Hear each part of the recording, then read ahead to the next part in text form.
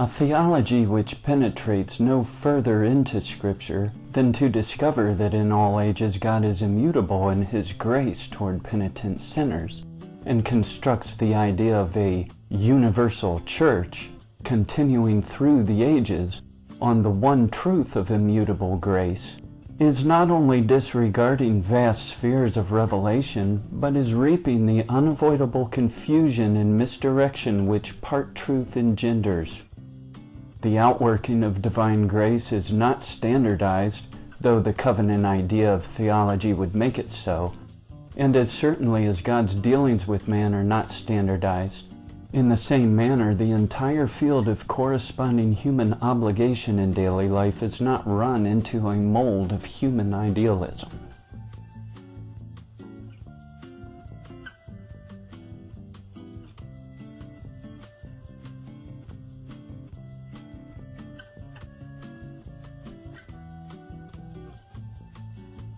Judaism has its field of theology with its soteriology and its eschatology.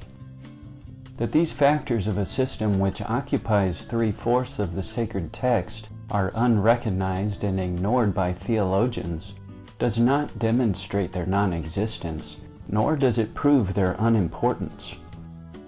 A covenant theology engenders the notion that there is but one soteriology and one eschatology, and that ecclesiology, such as it is conceived to be, extends from the Garden of Eden to the Great White Throne.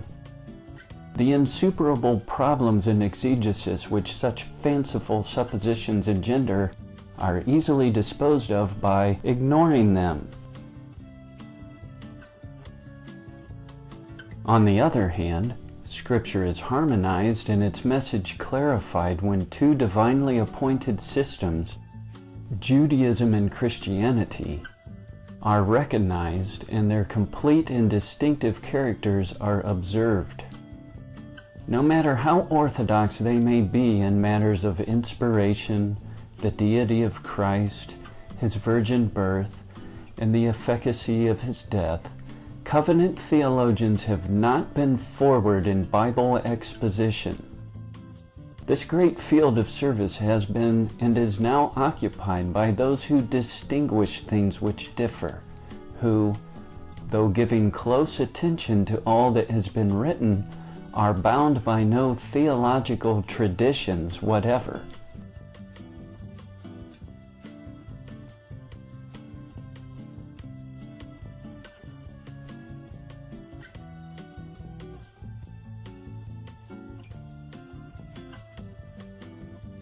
Judaism is not the bud which has blossomed into Christianity. These systems do have features which are common to both: God, holiness, Satan, man, sin, redemption, human responsibility, and the issues of eternity. Yet they introduce differences so vast that they cannot coalesce.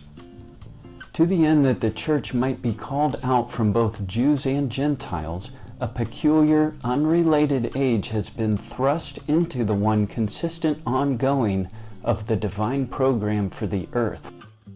It is in this sense that Judaism, which is the abiding portion of the nation Israel, has ceased. With the completion and departure of the church from the earth, Judaism will be again the embodiment of all the divine purpose in the world.